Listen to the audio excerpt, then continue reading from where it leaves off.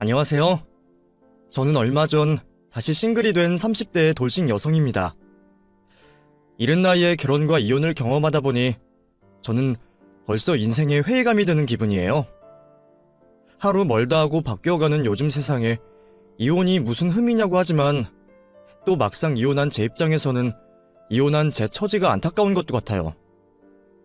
이럴 줄 알았으면 차라리 결혼 생각도 하지 말고 평생 혼자 살 걸 그랬다 싶기도 하고 괜히 이혼녀 딱지 붙어서 씁쓸하기도 하네요.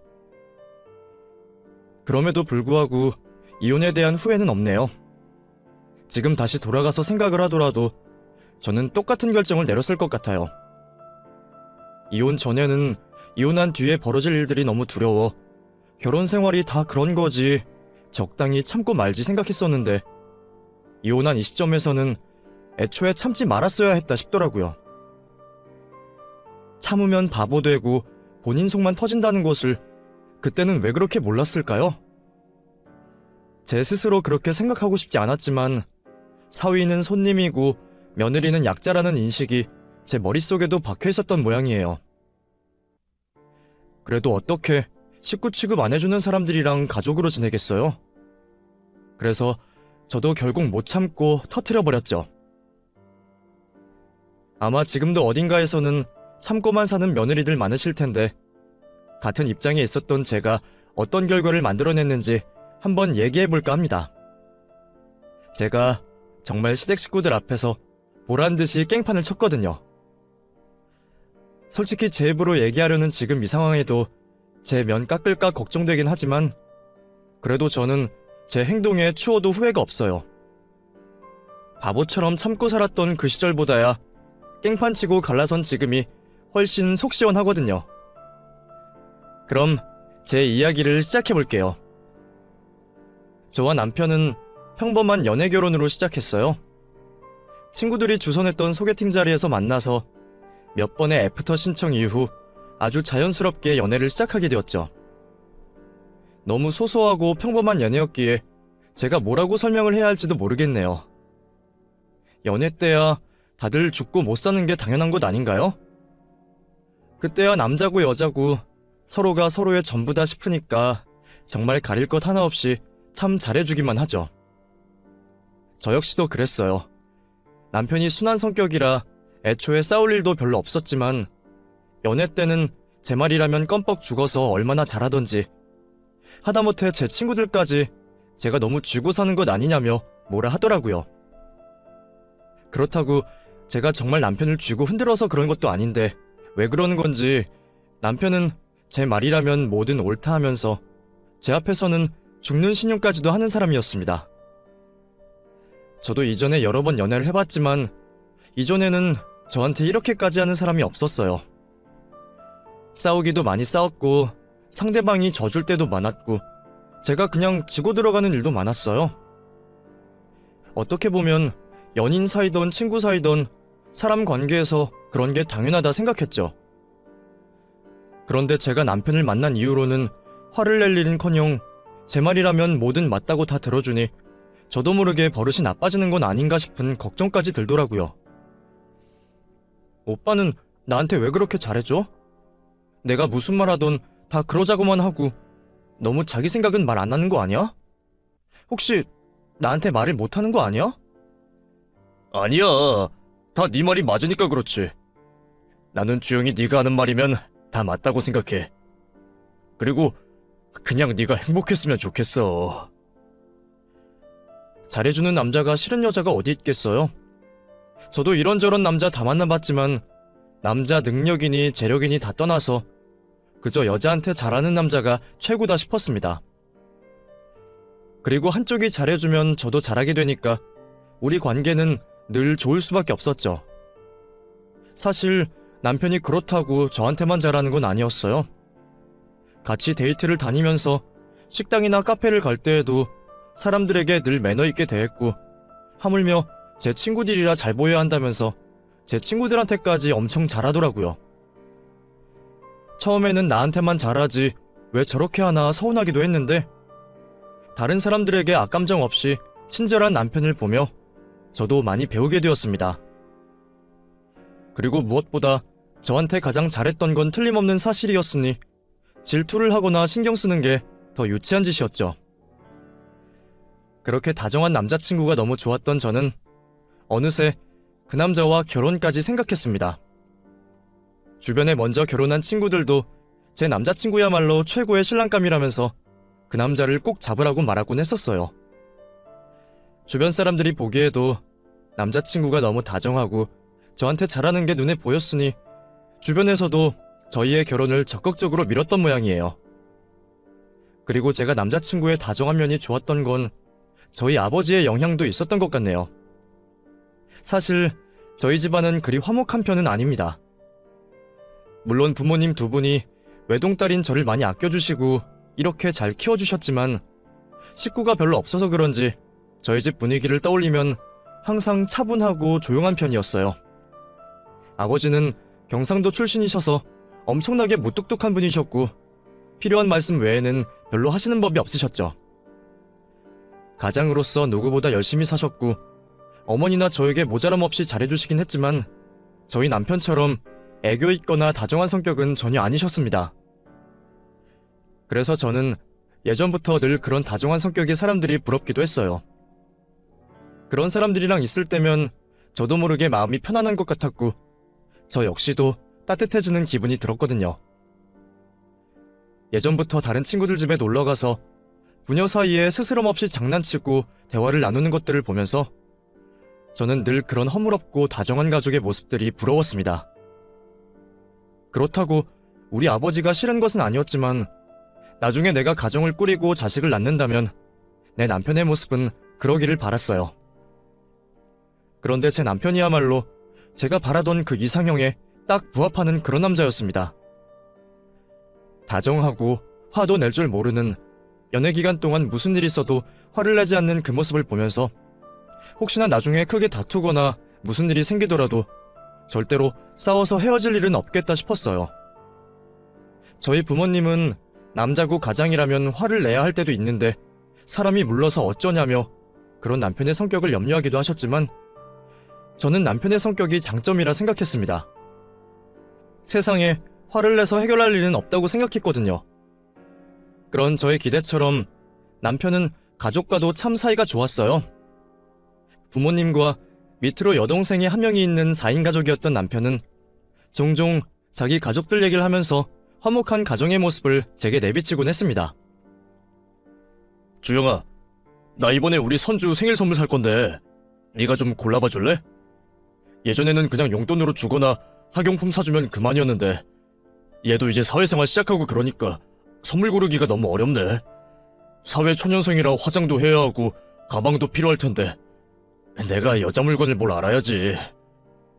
어머, 오빠는 동생 선물도 직접 골라? 내 주변에 오빠 있는 친구들은 오빠들이 선물은커녕 돈이나 안 뺏어가면 다행이라 그러던데.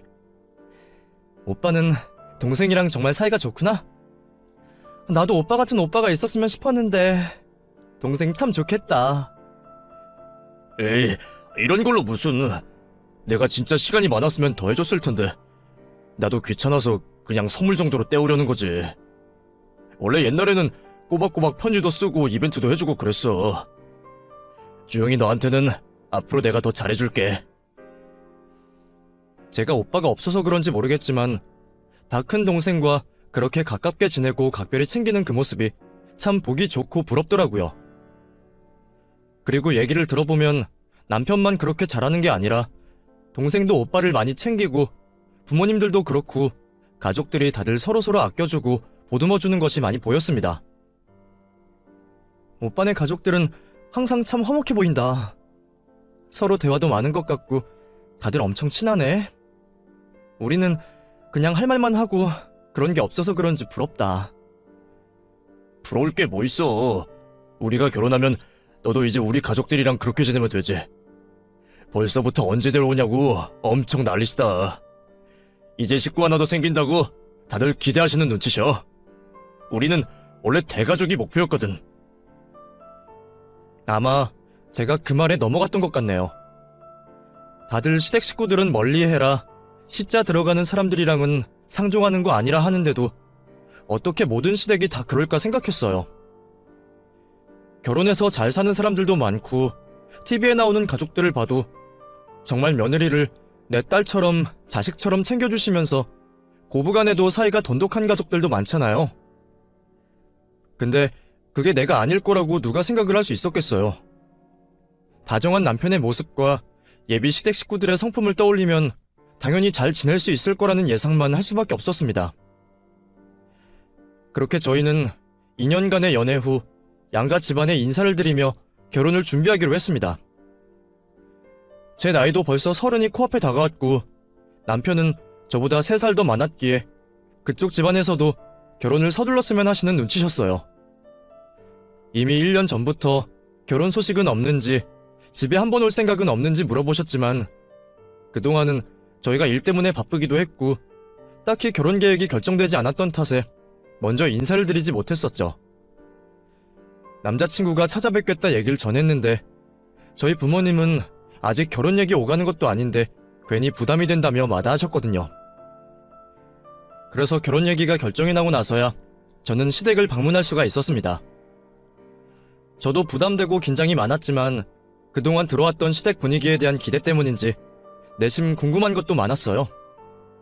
다들 어떤 분이실지, 얼마나 다정하실지 저를 반겨주실 거라 기대하고 있었습니다. 그렇게 예비 시댁에 선물을 들고 인사를 드리러 갔던 저는 예비 식구들의 환영을 받았어요. 시부모님은 물론이고 저보다 2살 더 어린 시누이까지 모두 현관 앞으로 나와 저를 맞아주시더라고요. 오느라 고생했어요. 불편할 텐데 괜히 집으로 오라 그랬나 모르겠네. 그래도 이제 식구가 될 사이인데 결혼 전에 우리 사는 것도 좀 보여주고 싶고 손님보다는 식구처럼 밥 한번 차려주고 싶어서 집으로 오라고 했어요. 뭘 좋아하는지 몰라서 내가 잘하는 음식들로 차렸는데 다 잘 먹어요? 예, 어머니. 저 다 잘 먹어요. 괜찮습니다. 우리 집 식탁이 4인 식탁이라서 말이에요. 나중에 결혼하면 식탁을 바꾸던지 해야겠네. 오늘은 불편해도 앉아서 좀 먹어요.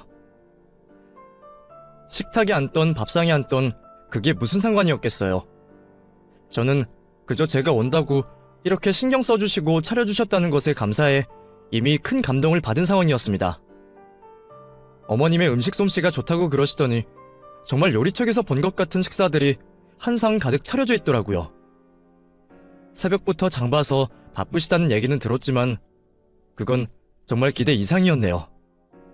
제 기대보다 더 저를 반겨주시는 예비 시댁 식구들 덕분에 저는 정말 기쁜 마음으로 식사를 잘 마칠 수 있었습니다. 그 뒤로 서둘러 상견례 날짜를 잡았고 저희들은 조용한 식당에서 드디어 상견례를 할 수 있었습니다. 저를 반겨주셨던 것처럼 상견례 자리에서도 분위기는 참 좋았어요.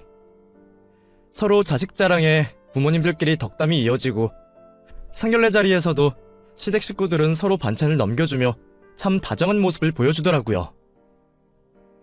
어머, 가족들이 참 돈독하고 화목해 보이네요. 자녀분들도 어쩜 이리들 잘 키우셨는지 다들 선하고 너무 이쁘네요. 아유, 무슨 말씀을요. 주영이도 못지않죠. 사돈이야말로 외동딸 하나 곱게 키워서 이렇게 보내시려니 얼마나 속이 상하시겠어요. 저 같아도 아까워서 결혼 못 시킬 것 같네요. 그래서 저는 우리 선주는 좀 오래 끼고 있을까 싶어요. 얘도 내후년이면 30이지만 저한텐 아직도 3살짜리 같아서 어디 내놓기가 그렇네요. 우리 선주도 새언니처럼 야무지면 참 좋을 텐데 말이에요. 아휴, 동생도 아주 야무지고 똑부러져 보이는데요, 뭘. 저희는 우리 딸 결혼하는 날만 기다리고 있어서 그런지 섭섭하긴 해도 시원하기도 하네요. 애들 결혼시키면 저희는 시골 내려가서 귀농할까 생각 중이에요. 어머, 그러시구나. 그러면 친정이 멀어져서 우리 주영이가 너무 아쉽겠네. 그래도 저희가 있으니 얼마나 다행이에요. 물론 사돈이 자주 올라오시면 더할 나위 없이 좋겠지만 앞으로는 제가 근처에 있으면서 주영이랑 선호랑 잘 챙기겠습니다.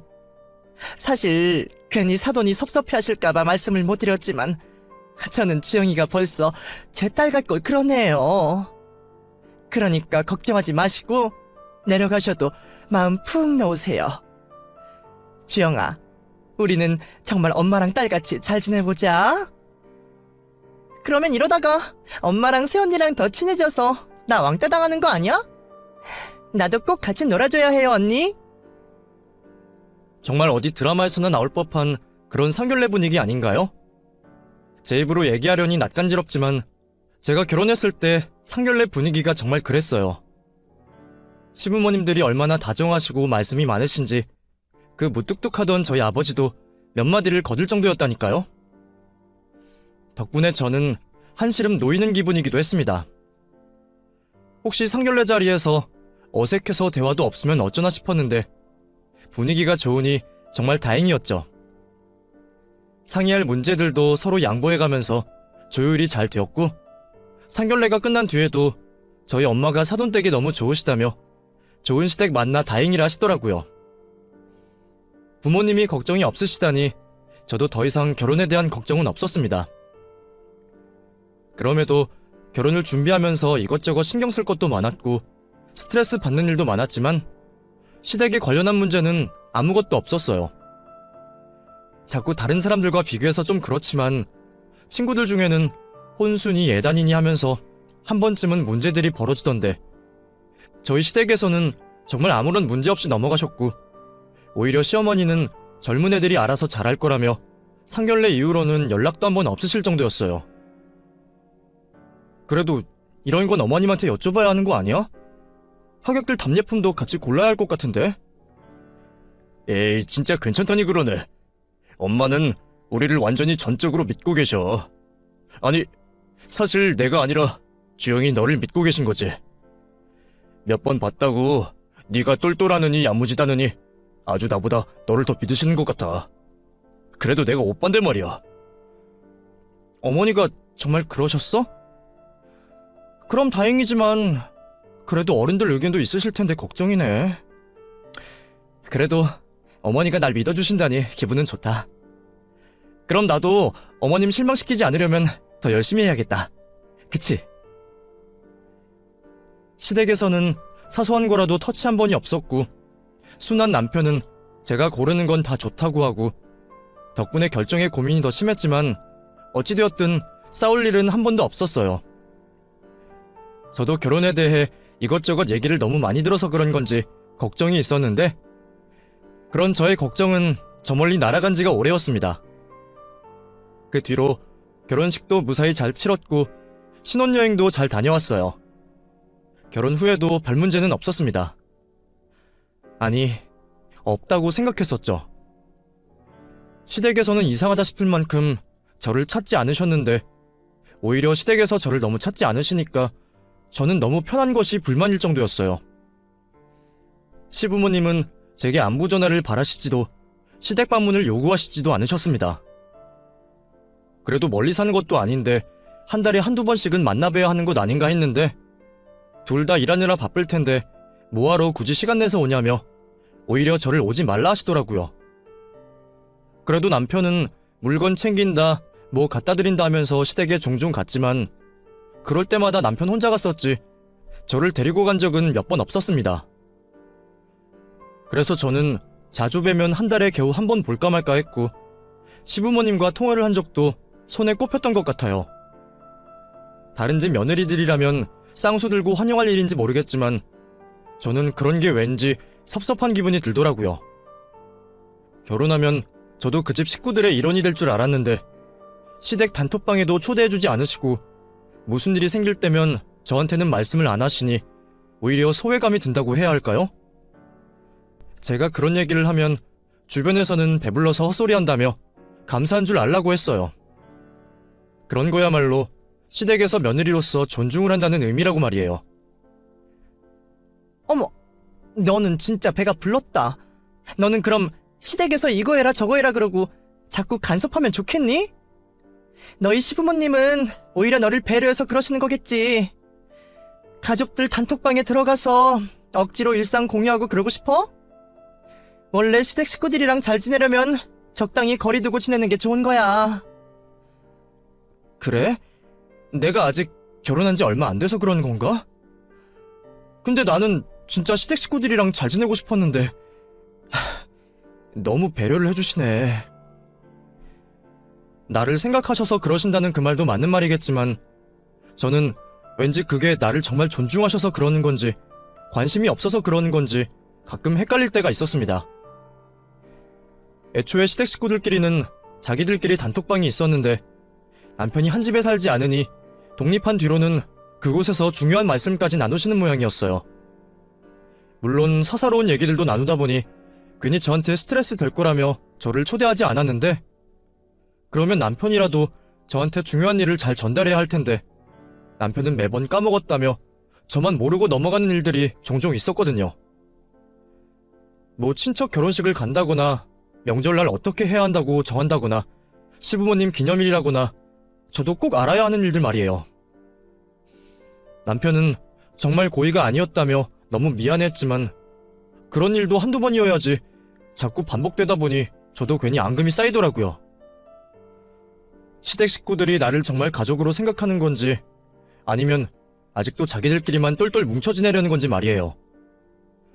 그쪽에서 저를 챙기지 않으시니 저는 제가 알아서 하는 수밖에 없었습니다. 그래서 남편이 혼자 시댁을 간다고 하면 억지로라도 쫓아가기 시작했고 남편에게 말해서 단톡방에 초대해달라고도 했어요. 제가 불편하지 않다는데 시부모님도 뭐가 문제실까 싶었거든요. 그런데 그랬더니 시댁 식구들이 저를 불편해하는 것 같더라고요. 몇 번은 피곤할 텐데 뭐하러 왔냐고 반기시는 듯 보였지만 그 뒤로도 남편 따라 빠지지 않고 쫓아갔더니 시어머니가 은근히 싫은 티를 내셨어요. 어머, 주영이 너 또 왔니? 너 공방은 안 바쁘니? 매번 오는 걸 보니 장사가 잘 안 되나 보다. 가족들이랑 함께하는 건데 바빠도 시간 내야죠. 어머니도 저 너무 불편해 마시고 자주 불러주세요. 다른 집들은 며느리가 안부 전화 안 한다고 난리던데 저희 시댁은 온다는데도 대체 뭐가 문제일까 싶었어요. 그런데 겪다 보니 저도 알겠더라고요. 시댁 식구들이 저를 남처럼 생각한다는 걸 말이죠.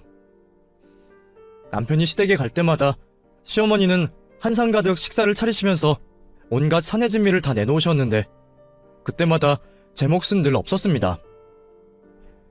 네가 올지 몰랐다. 이런 거 좋아하는지 몰랐다.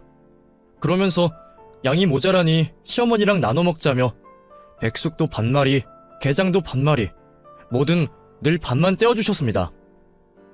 어쩔 때는 아예 안 주신 적도 많았어요. 간다고 미리 얘기를 드려봐도 그러시는 걸 보면 그냥 제가 먹는 게 싫으신가 싶더라고요. 하물며 결혼 전에 인사를 왔을 때는 4인용 식탁을 바꿔야겠다니 뭐니 하시면서 제가 결혼한 지 1년이 되었는데도 식탁 의자는 여전히 4개뿐이었습니다. 그래서 저는 시댁에 가면 늘 등받이도 없는 간이 의자에 앉아있어야 했어요. 처음에는 남편이 불편하겠다며 바꿔 앉히고 그랬는데 그때마다 시어머니가 의자 부서지겠다며 못 앉게 하는 걸 보고 저도 더 억지를 부리며 거기 앉아있었네요. 의자가 엄청 불편하네요. 어머니, 식탁 언제 바꾸실 거예요? 저 결혼하면 바꾸신다 그러더니. 그러게 살아간다 그러는 걸 매번 까먹네. 미안해서 어떻게 하니? 지금 생각하면 시어머니와 제 사이에 기싸움이었던 것 같은데 그때부터였는지 저도 그 뒤로는 지지 않고 꼭 한마디씩 하곤 했었네요. 그런데 그러다 보니 시어머니는 제가 더 마음에 안 드시는 건지 언제부터는 아주 대놓고 차별을 하기 시작하시더라고요. 가족은 콩 한쪽도 나눈다는데 어머님은 늘 먹을 게 있으면 제 몫은 딱 빼고 하나씩 돌리신다던가 좋은 것 있으면 꼭 돈이 모자라서 자기 식구들 것밖에 못 챙겼다면서 저한테는 사은품 같은 것만 주곤 하셨어요. 아니, 내가 여유가 있었으면 지영이 네 것도 샀을 텐데 이번 달 생활비가 똑 떨어졌지 뭐니? 그리고 지영이 너는 애가 야무져서 아무거나 안 할 것 같아서 말이야. 너는 네가 알아서 사면 되지. 그깟게 뭐라고 저도 달라고 하고 싶지도 않고 가질 필요도 없지만 다 큰 어른이 그렇게 치사하게 하시는 게 정말 이해가 가지 않았습니다. 하물며 그러면 결혼 전에 딸같이 잘해준다는 말씀이나 마시지 어떻게 화장실 들어올 때 나갈 때 마음이 확 다른지 모르겠더라고요.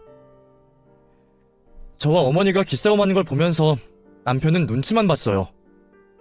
분명 눈치를 보면서도 중간 노릇은 하나도 못하고 별로 하는 건 없었습니다. 엄마가 아직 당신을 잘 몰라서 그러시나 봐. 하긴 어떻게 바로 식구처럼 그러시겠어. 남의 자식이라 조심스러운 것도 있고 그러시겠지. 그래도 제 앞에서는 미안해하고 그럴 때마다 자기가 더 잘해주려고 하고 저희 집에도 잘하고 그런 노력하는 모습이 보이기에 저도 매번 참고 넘어갈 수 있었습니다. 솔직히 그런 일로 이혼한다고 생각하는 것도 너무 웃긴 것 같았어요. 시댁에서 이거저거 해라 시집살이를 시키는 것도 아니고 오히려 관심 없어 하면 땡큐라고 해야 하는 게 맞는지 저도 헷갈리기 시작했네요. 하지만 분명히 제가 기대했던 결혼생활과는 정말 달랐고 시부모님이 저를 남으로 생각하시는 것도 맞다고 생각했습니다. 그래도 손주는 빨리 보고 싶으신 건지 저희가 결혼하고부터 항상 아이 소식을 기다리시더라고요. 물론 그것도 남편을 통해서만 그러셨지만요. 결혼한 지 1년이 넘어가고 저희도 슬슬 아이를 계획하기 시작했는데 저희가 노력을 해도 아이가 생기지 않으니 시어머니가 저를 붙잡고 이런 말씀을 하시더라고요. 그동안 네가 좋다는 일 한다니까 별말 안 했는데 너 그거 공방한다는 거 위험한 일 아니니? 뭐 약품도 만지고 그래야 한다면서. 혹시 그래서 애가 안 생기는 거 아니니? 너 병원은 가봤어? 너한테 문제 없다니? 괜히 남의 아들 고생시키지 말고 네 몸은 네가 알아서 챙겨라. 저는 결혼 후에 일을 관두고 작은 공방을 운영하고 있었는데 뭘 만들고 판매하는 일이다 보니 시어머니가 보시기에는 그게 위험한 건 아닌가 걱정이 되셨던 모양이에요. 그래서 그런지 아이가 금방 안 생기는 게 다 저 때문이라고 생각을 하시더라고요. 그런데 하필이면 그즈음 제가 몸 상태가 나빠지면서 그런 의심에 무게를 더하게 되었던 거죠. 물론 어머님 말씀처럼 위험한 일은 아니고 안 하던 일을 하면서 혼자 가게를 꾸리다 보니 받게 되는 여러 스트레스 때문이었겠지만 저도 그참에 일을 잠깐 쉴까 싶긴 했었어요. 코로나 이후로 공방 운영이 쉽지도 않았고요. 그래서 저는 당분간 쉬면서 임신을 계획하게 되었습니다. 일을 쉬긴 했지만 그렇다고 제가 벌이가 없는 건 아니었어요. 부모님이 저를 결혼시키시면서 살던 집에 건물을 올리시고 시골로 내려가시는 바람에 제가 부모님 건물을 대신 관리하고 있었거든요. 그곳에서 얻는 수익 일부를 수고비 명목으로 받고 있었고 제가 운영하는 공방도 부모님 건물에서 하고 있던 거였어요. 어쩌면 그래서 제가 일을 쉬는데 큰 고민이 없을 수가 있었죠. 공방에 당분간 세를 주고 부모님께 받는 돈만 해도 한 달 아르바이트 하는 것보단 더 되니까 생활에 큰 무리는 없었습니다. 그런데 그런 사정을 모르시는 시어머니는 막상 자기가 일을 그만두라 하셔놓고는 제가 집에서 놀고 있으니 그게 또 마음에 안 드셨던 모양이에요. 원래도 제 입으로 들어가는 건 아까워하시더니 그 뒤로는 아주 대놓고 티를 내시더라고요. 한 번은 남편이 굳이 혼자 시댁에 가겠다기에 무슨 일인가 했더니 어머니가 남편 몸보신한다고 귀한 음식을 하셨다는 거예요. 그런데 제가 오면 반이라도 내줘야 하니까 그게 싫으셔서 남편만 부르신 거였어요. 남편도 난감해하긴 했지만 그 얘기를 알게 된 저는 정말 어이가 없더라고요. 치사해서 저도 안 가기로 했죠. 그래도 어떻게 같은 식구끼리 그러시나 했는데 그것보다 더 심한 일이 벌어질 줄은 몰랐네요. 그날은 남편의 생일이었어요. 저번에는 코로나가 심해서 다 같이 시댁에서만 밥 먹고 헤어졌는데 이번에는 인원 제한도 풀리고 외식을 하자고 하시더라고요. 물론 저는 남편에게서 전해 들었지만 말이에요. 그래도 남편 생일이고 오랜만에 외식이라니 저는 왠지 들뜬 마음에 정말 오랜만에 머리도 매만지고 아껴두었던 외출복도 꺼내 입었습니다. 그렇게 정성 들여 준비를 하고 다 같이 한 차를 타고 이동하려고 저희가 시댁으로 향했어요. 그런데 시어머니가 남편 뒤따라 들어온 저를 보시고는 놀라시는 거예요. 어머, 주영이 너는 왜 왔니? 우리 외식 갈 건데 너 못 들었니? 옷은 왜 그렇게 차려입고... 네? 그래서 왔잖아요. 오늘 비싼 데 가신다면서요. 그래서 저도 차려입었죠. 어머니도 오늘 멋지시네요. 아니, 거기는 우리 식구끼리 갈 건데 네가 왜 따라왔어? 엄마, 그게 무슨 말이야? 주영이도 가는 거 아니었어? 우리 식구끼리 가자고 했잖아. 그래서 딱 내 자리 예약했는데 이걸 어쩌니? 미안하지만 주영이 너는 그냥 집에 있어야겠다. 네? 저는 식구 아니에요?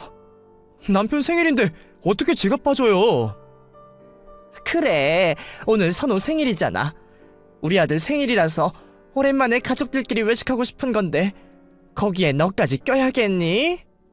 가끔 보면 너도 참 눈치 없다. 그게 대체 무슨 말인지 너무 황당해서 말도 안 나오더라고요. 그러는 와중에도 남편은 아무 말도 못하고 우물쭈물 눈치만 보고 있고 대놓고 차별하는 시어머니가 너무 어이없어서 저도 속마음을 내뱉어버렸죠. 너무 하시는 거 아니에요? 그래서 저는 그냥 집에 있으라고요? 제가 무슨 집 지키는 개예요? 언니, 어른 앞에서 말이 그게 뭐예요? 예의 좀 지켜요. 그러게 왜 초대도 안 했는데 괜히 따라와서 그래요? 그래, 너 한 걸 보니 어차피 오늘 같이 가서는 괜히 기분만 상하겠구나. 괜히 억지 부리지 말고 너 혼자 택시 타고 집에 돌아가던지 아니면 집 지키는 걔는 올 때까지 집이나 지키고 있어라. 그리고 나한테 말 함부로 하는 거 반성하고 있어. 여보, 미안해.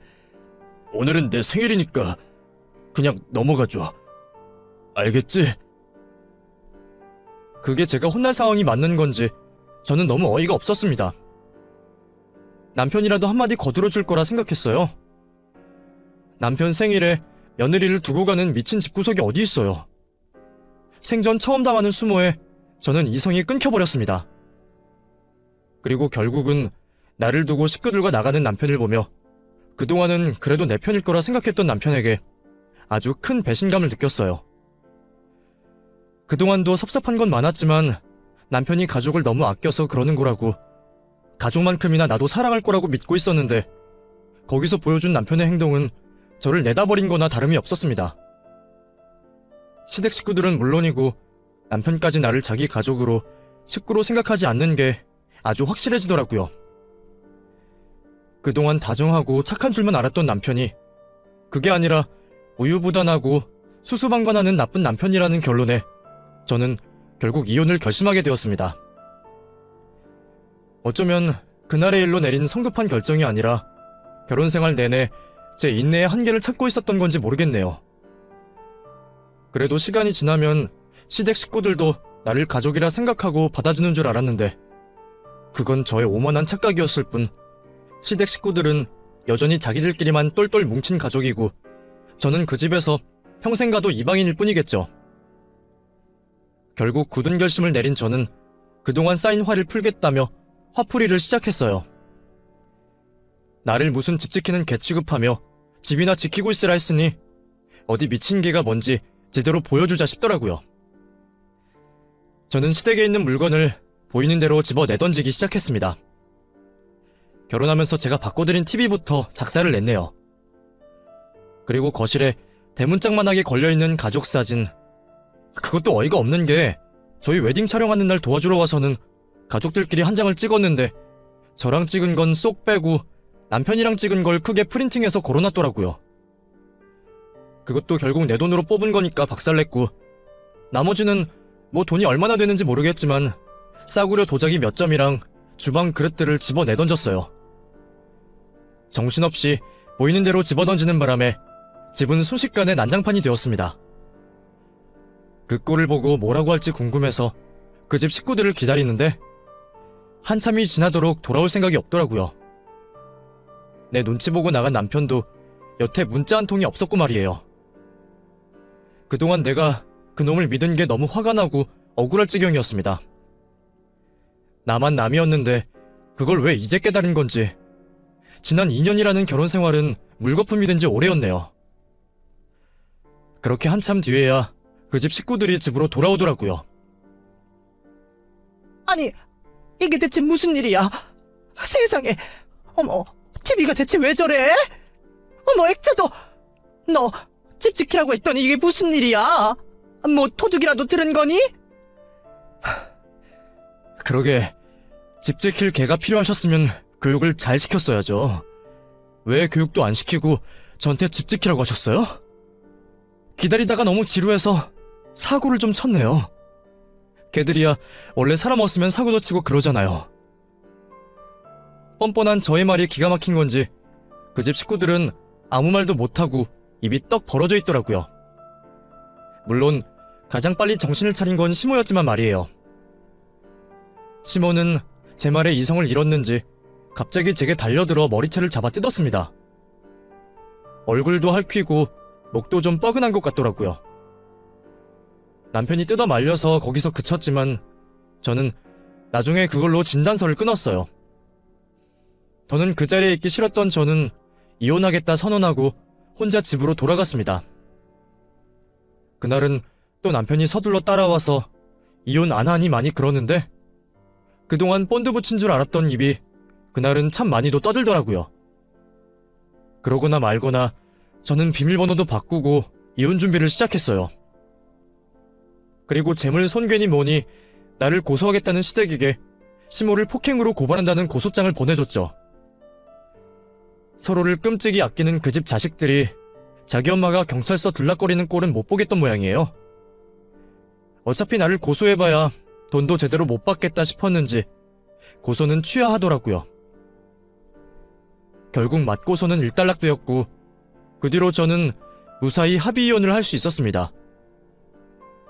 겨우 2년 살았고 반반 결혼했으니 헤어질 때도 그대로 반반으로 나눠서 갈라섰네요. 솔직히 이혼을 하면서 부모님 걱정이 제일 많았는데 생각보다 저희 부모님 반응은 덤덤하시더라고요.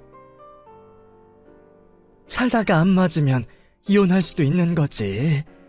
나는 네가 참다가 병나는 게 더 싫다. 요즘 세상에 이혼이 뭔 흠이라고. 그래, 네가 싫다면 헤어지는 거지. 더 좋은 사람도 있을 거야. 아니면 평생 혼자 살아도 되고. 저를 다독여주신 부모님은 그래도 제가 걱정되셨는지 제게 관리하던 건물을 증여해 주셨습니다. 부모님께는 늘 감사하고 죄송한 마음뿐이었네요. 그런데 제가 건물을 증여받은 걸 어떻게 알았는지 얼마 뒤에 시모가 신우이랑 저를 찾아왔더라고요. 너 건물 있었던 거 왜 말 안 했어? 그거는 쏙 빼놓고 합의이혼을 했어? 너 재산 은닉 그것도 범죄인 건 모르니? 너 정말 혼나고 싶지 않으면 지금이라도 선우한테 건물 반 갈라줘라. 내가 물려받은 건물을 나눠달라니 무슨 말도 안 되는 소리를 하는 건지 그 집 식구들의 본 모습을 뒤늦게서야 다 보게 되었네요. 이혼한 마당에 하루빨리 다 잊고 싶었는데 저를 가만히 두지 않네요. 지금 그게 말이 된다고 생각해서 이러는 거예요? 정말로?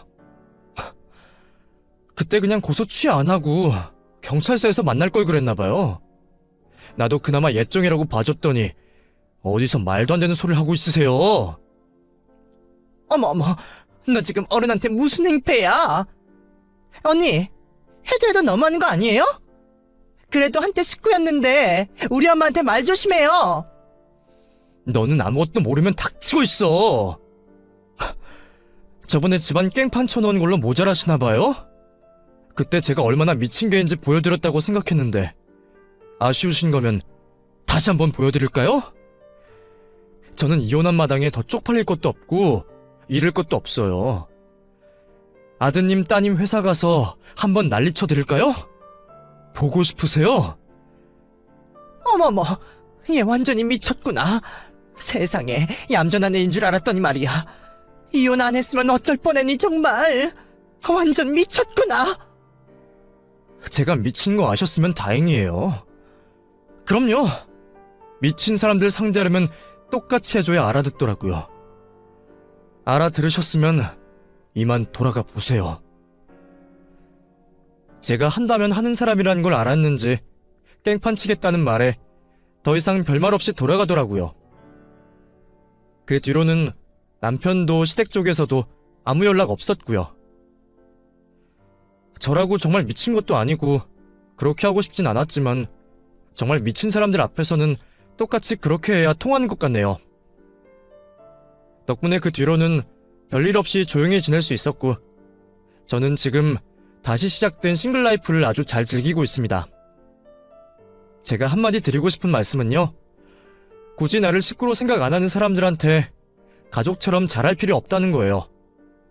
진짜 가족, 진짜 부모님한테 잘하기에도 너무 아까운 시간들이잖아요. 그걸 이제 알게 된 저는 앞으로도 저희 부모님에게만 잘하려고 합니다. 그래서 더 열심히 살 거고요.